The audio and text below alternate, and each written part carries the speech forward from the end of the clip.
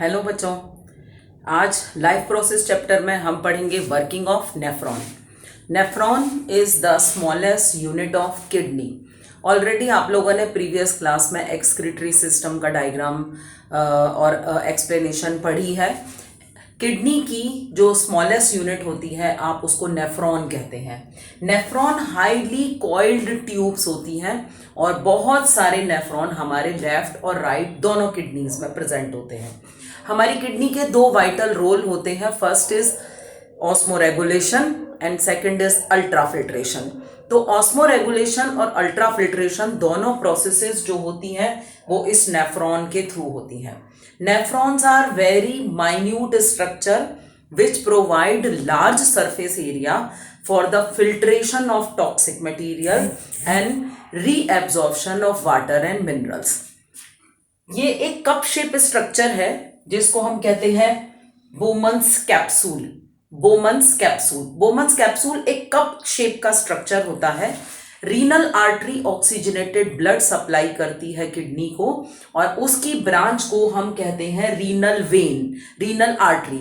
Renal artery arteriole में convert होकर Bowman's capsule के अंदर एक क्लस्टर जैसा बनाती है, जैसे धागे उलझा देते हैं हम कभी कभी तो एक गुच्छा जैसा बन जाता है। तो कैपिलरीज का एक गुच्छा जैसा यहां पर बनता है और इस कंडीशन में सारा का सारा जो ब्लड प्रेजेंट होता है आर्टरी के अंदर वो इसमें पोर कर दिया जाता है।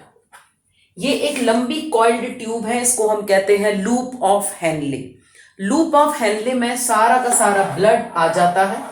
कुछ पार्टिकल्स बड़े होते हैं, फैट और प्रोटीन पार्टिकल्स, वो इस टाइम यहां से फिल्टर नहीं हो पाते, बाकी वो आर्ट्रियोल में ही रह जाते हैं। मैक्सिमम सब्सटेंसेस जैसे वाटर, जो प्लाज्मा है, RBC, WBC, platelet, hormone, enzyme, digested food, undigested food, सब कुछ इसमें आ जाता है। अब एक highly coiled loop of Henle के अंदर ये ब्लड धीरे धीरे फ्लो होना शुरू होता है। ऑस्मोसिस एक ऐसी प्रोसेस है जिसमें हम कहते हैं कि movement of water particles from a region of higher concentration to lower concentration through a semi-permeable membrane. तो through semi-permeable membrane यहां पर जो लूप ऑफ हेनले के ऊपर क्लोजली स्टिक करी हुई वेन होती है, ये रीनल वेन का पार्ट होता है जो फिल्टर्ड ब्लड को वेना केवा में ले जाएगी और वेना केवा वापस इसको हार्ट में पहुंचा देगा। तो यहां से क्या होता है कि इतना क्लोज कांटेक्ट होता है कैपिलरीज ये वेन्यूल का लूप ऑफ हेनले से कि जो मैक्सिमम यूजफुल मटेरियल है जैसे ग्लूकोज, ऑल विटामिन्स, मिनरल्स, और भी तरह के जो न्यूट्रिशंस हैं, एंजाइम्स हैं, हार्मोन्स हैं, वाटर है, वो सब रीएब्जॉर्ब कर दिया जाता है इस वाले एरिया से। जिस चीज को रीएब्जॉर्ब नहीं किया जाता वो होता है urea, uric acid, ammonia. These are poisonous or toxic material formed by the digestion of protein. तो प्रोटीन के डाइजेशन के बाद जो हार्मफुल प्रोडक्ट्स बनते हैं जैसे अमोनिया, यूरिया, यूरिक एसिड, ये हमारे मेजर एक्सक्रीटरी प्रोडक्ट हैं और इनको हर दिन हमें यूरिन के फॉर्म में रिमूव करना है बॉडी से। अगर इनकी काउंट हमारे ब्लड में इंक्रीज होती जाए तो हमको हाई ब्लड प्रेशर रहना शुरू हो सकता है या और भी हमारी प्रॉब्लम्स क्रिएट हो सकती हैं। तो इस टाइम सारा का सारा जो यूजफुल मटेरियल है वो वेन एब्जॉर्ब कर लेती है और जो यूजलेस चीजें हैं, क्योंकि एक्सक्रीशन का मीनिंग ही है रिमूवल ऑफ वेस्ट, वो यहां से होता हुआ इस कलेक्टिंग डक्ट में चला जाता है। Collecting duct drop by drop urine को यूरेटर के थ्रू यूरिनरी ब्लैडर में कलेक्ट करती है और यूरिनरी ब्लैडर यूरेथ्रा के through time to time urine को पास करता रहता है। और आप इसको वॉलेंट्री मसल्स होने के वजह से जब आपको एक प्रेशर की फीलिंग होती है, आपको लगता है कि आपका यूरिनरी ब्लैडर भर चुका है, तो आप इसको रिलैक्स कर देते हो ओपनिंग को, जिसकी वजह से यूरिन बॉडी से रिमूव हो जाता है।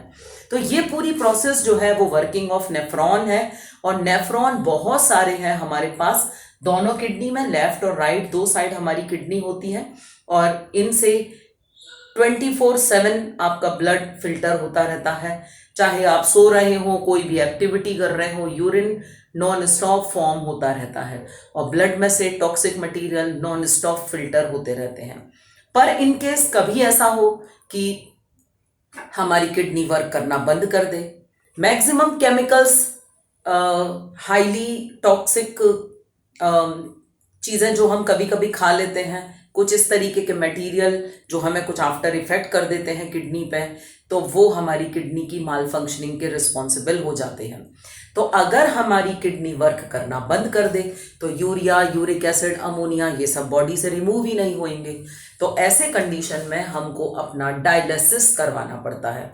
डायलिसिस एक मशीन के थ्रू होता है जिसमें एक पेशेंट का होल ब्लड तो ट्रांसफर आप नहीं कर सकते, एक आर्टरी या एक वेन के थ्रू हम ब्लड को निकालते जाते हैं, वो डायलिसिस मशीन में सप्लाई होता रहता है।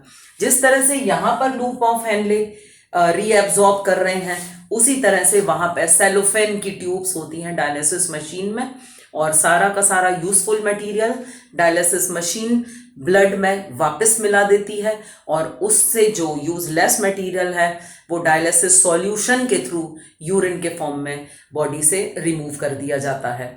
तो ऐसे कंडीशन में जो डायलिसिस मशीन है उसको हम शायद 7 to 8 आवर हमारा डायलिसिस होता है, और आपकी टॉक्सिक मटेरियल की काउंट कितनी है ब्लड में, इस पर डिपेंड करता है कि हमारे कितने डायलिसिस होंगे और कितनी देर तक होंगे।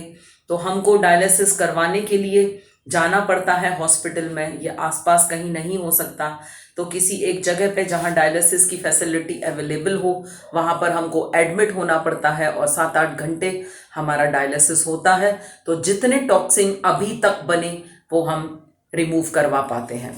डायलिसिस एक टेम्परेरी सॉल्यूशन होता है। फाइनली अगर हमारी किडनी वर्क नहीं कर रही है तो हम एक किडनी पे सरवाइव कर सकते हैं, और अगर हमारी दोनों ही किडनी काम करना बंद कर दें तो ऐसे कंडीशन में हमको किडनी ट्रांसप्लांटेशन के थ्रू ही ब्लड हमारा फिल्टर हो सकता है। किसी भी एक अपने ही फैमिली मेंबर की सेम ब्लड ग्रुप वाली किडनी हमको डोनेट कर दी जाती है और उसके थ्रू हम अपनी जो यूरिन फॉर्मेशन है या जो ब्लड का फिल्ट्रेशन है उसको प्रॉपरली कर सकते हैं। तो कोई भी केमिकल्स का कम से कम यूज़ करें, किडनी को बचाना है तो अल्कोहल से बचें, और बहुत ज़्यादा एसिडिक कोल्ड ड्रिंक्स जो होते हैं उनसे आप बचें।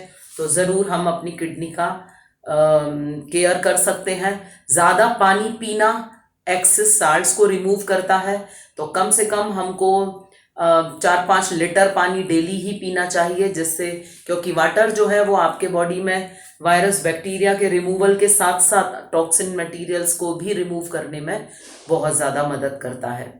तो बच्चों, आशा है आपको वर्किंग ऑफ नेफ्रॉन यानी वर्किंग ऑफ किडनी समझ आया होगा, और अगर आपको कुछ कमेंट करना है तो प्लीज़ कमेंट बॉक्स में लिखिए, मैं आपके सजेशंस को ज़रूर कंसिडर करूँगी। और please like, share and subscribe. मिलते हैं नेक्स्ट क्लास में। बाय।